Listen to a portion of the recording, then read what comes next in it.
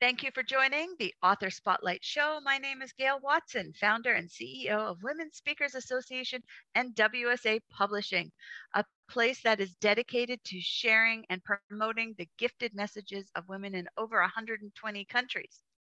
When we open our hearts to the world and lead with empathy, we are unstoppable. And today we shine the spotlight on an inspiring woman who is transforming the lives of those around her through loving dedication and compassion.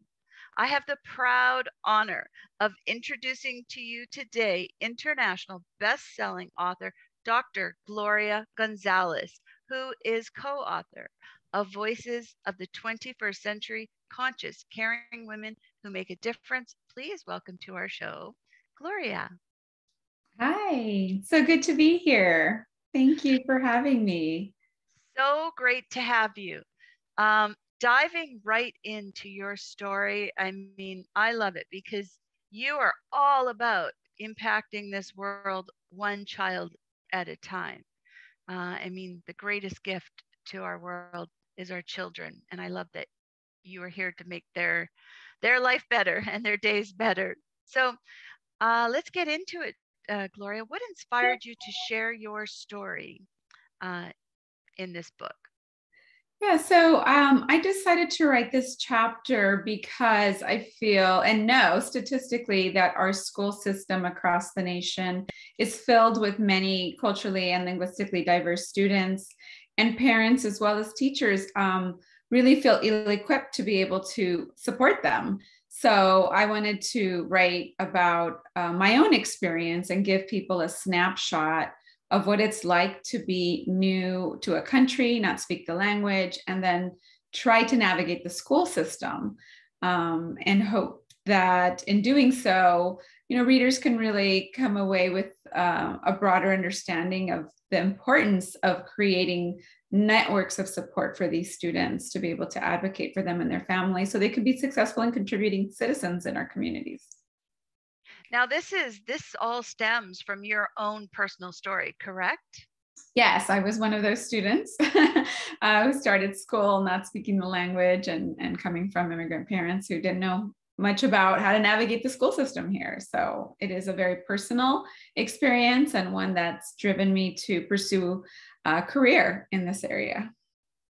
I love that because it is a big thing in our school system today.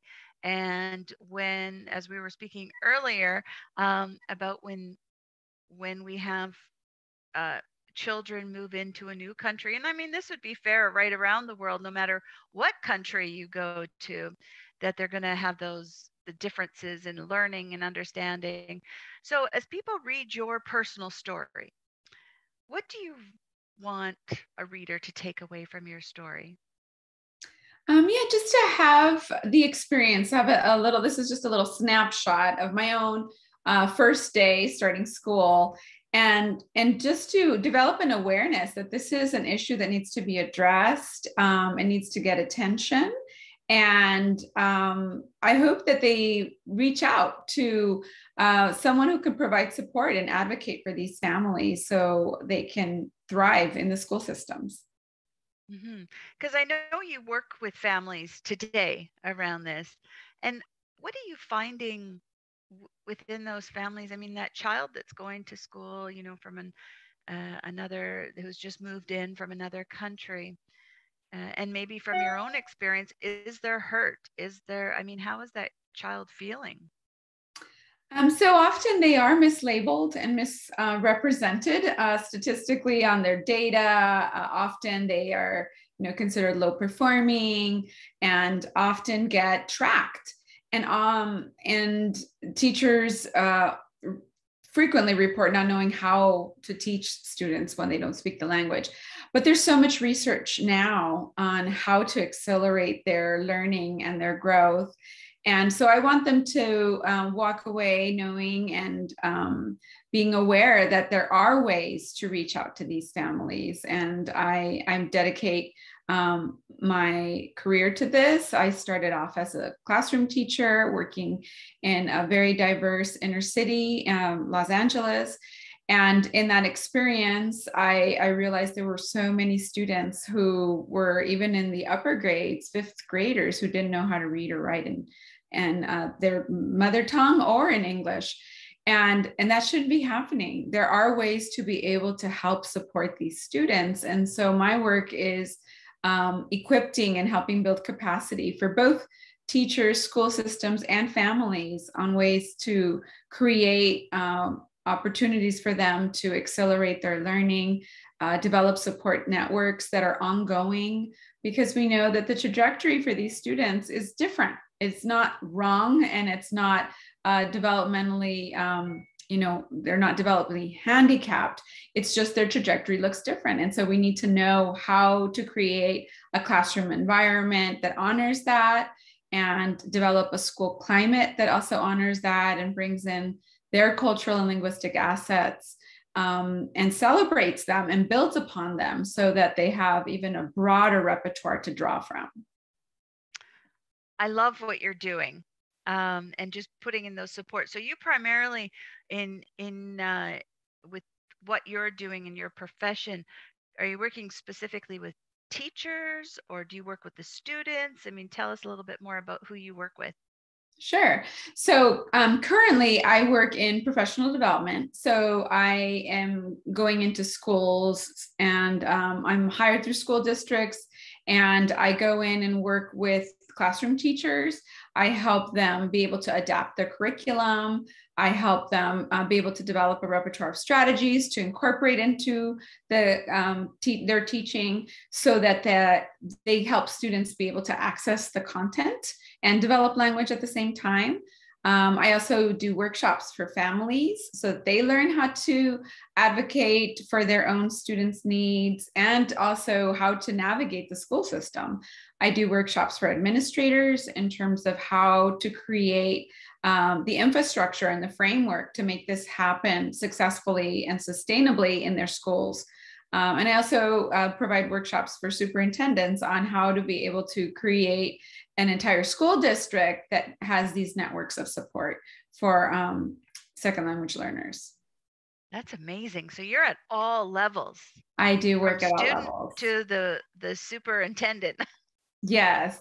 So I'm no longer in the classroom supporting directly with students in being the teacher of record, but I support the teachers and go into classrooms to see how they're implementing those strategies and provide opportunities for them to reflect and refine their practice. So I do love doing that. I love being in the schools themselves, because it really helps me stay tuned and remember why I do what I do, because I actually see those faces of those students, and seeing them engaged and excited to learn is really, really invigorating for me.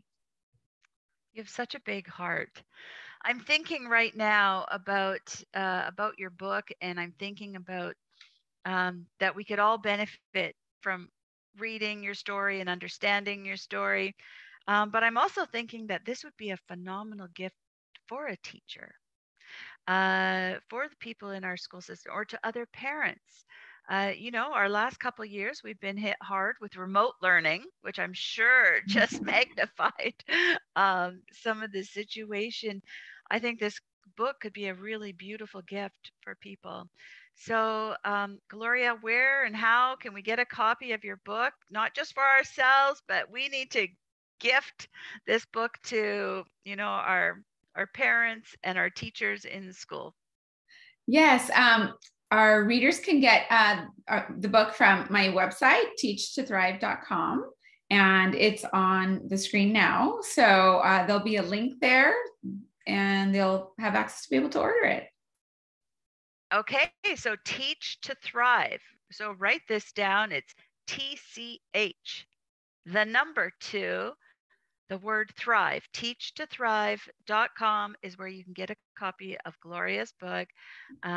Really remarkable, and and to hear her personal story in her own words. So that would be awesome.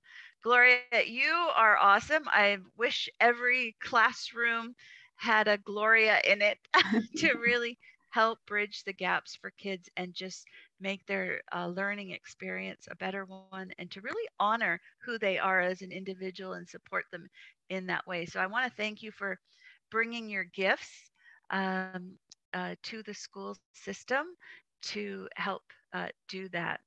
So, in all that you've seen and all that you do, I mean, please leave us with, your final words of wisdom. Sure, that I just feel so inspired to have been a part of this project and work with such amazing women, that we all have our story to share and gifts to put into the world.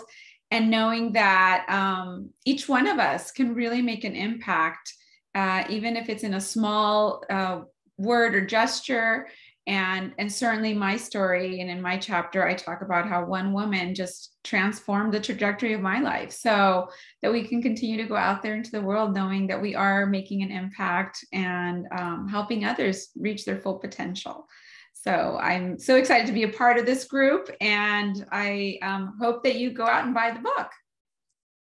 Absolutely. I just want to thank you again. And to everybody, I want to thank Dr. Gloria Gonzalez for being here today.